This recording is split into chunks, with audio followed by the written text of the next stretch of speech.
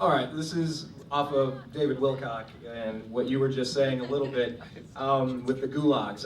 It's fantastic being able to send text messages to Canada and make phone calls to Brazil and check our email right now.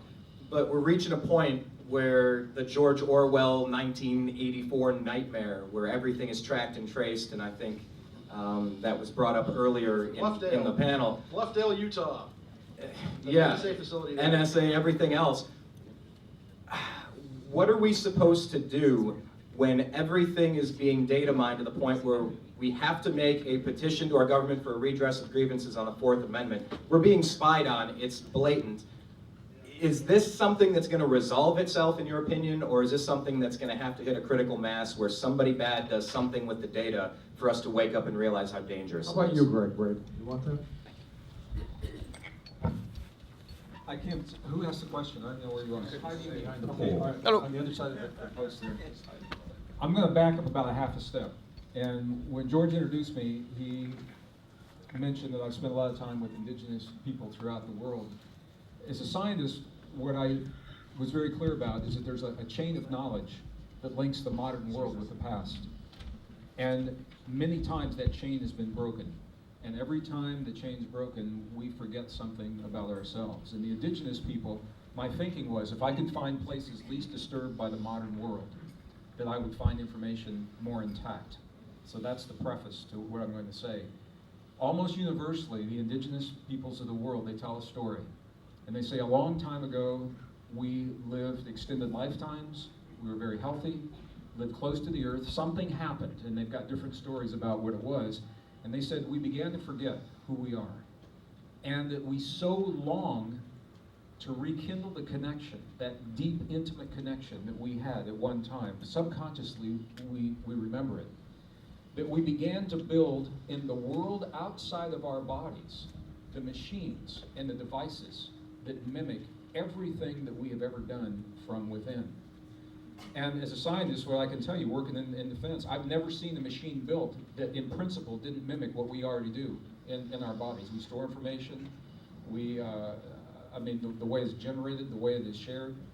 So what the indigenous people say is we will build a very complex world around us. It will get more and more complex until we remember, and then we don't need that stuff anymore because we become that technology. And I think that's what we're talking about in here right now. So I think the critical mass is when we realize and embrace and accept the inner power that everybody up here is talking about. That stuff goes away. And I think the best way, what is geodesic villain? What was his name? Oh, yeah. Fuller. Mr. Fuller. Fuller. Before he died, he said it best. He said, "You're never going to fight the existing reality." He said, if you want to change that reality, find a better way to do things. And when we find a better way to do all the things we're talking about doing, I think that reality collapses. And Eric Blair, whose pen name was George Orwell, who wrote 1984, warned everybody and said, and he was a Fabian socialist, by the way, as was H.G. Wells, as was Jules Verne, and the bottom line was that he warned everybody that this is not a warning, this is a blueprint, 1984.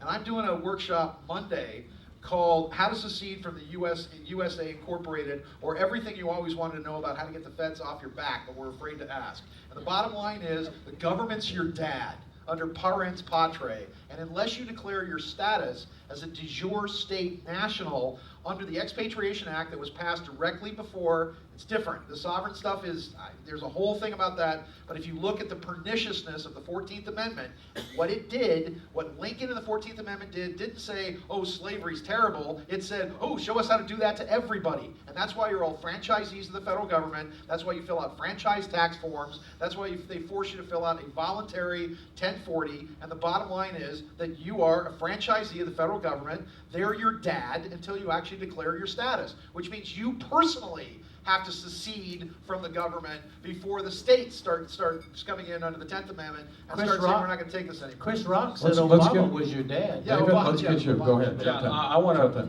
give an answer to that. Unarius teaches about past life influences and talk about being influenced by previous cycles. This is the problem, that most people here on earth are influenced by their past lives, their negative past lives. Now, In Lemuria, when the negative forces took over and the dark technology evolved, this is what happened. Everybody was put under electronic surveillance. So Unarius teaches you how to work out past life negativity. Talk to any of the Unarius students, check out our booth at 157, and we will tell you about our experiences of working out these negative past lives when we were some of the leaders in that Lemurian civilization. And before that, when we were on another planet called the Orion Confederation. So it's a matter of working out our negative past lives through our connection with our higher self and the space brothers and the spiritual brothers that work with us, and then we will see we can change this around.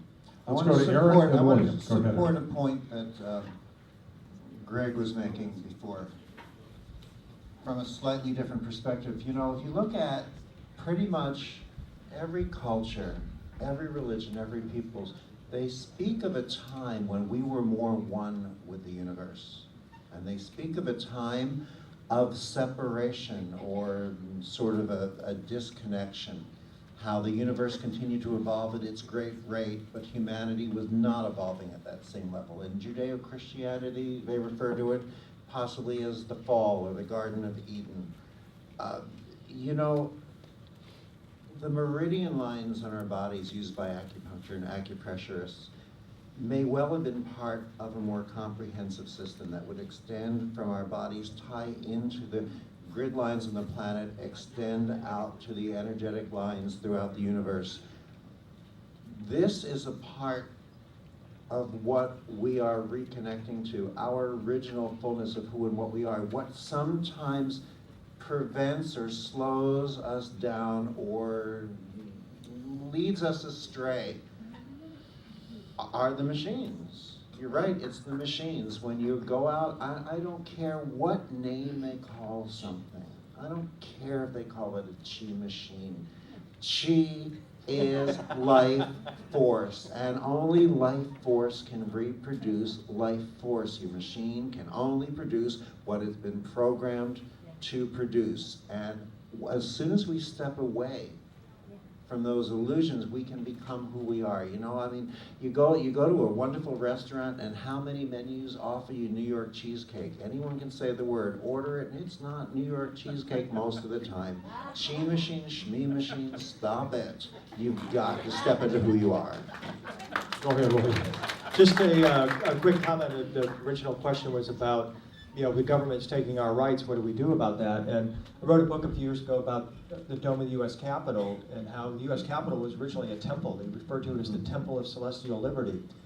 And in 2008, we opened up the Capitol Visitor Center. We spent $650 million to create a new entranceway to the Capitol, underground entranceway to the Capitol, so that the citizens, I believe, would be denied more and more access to the Celestial Temple.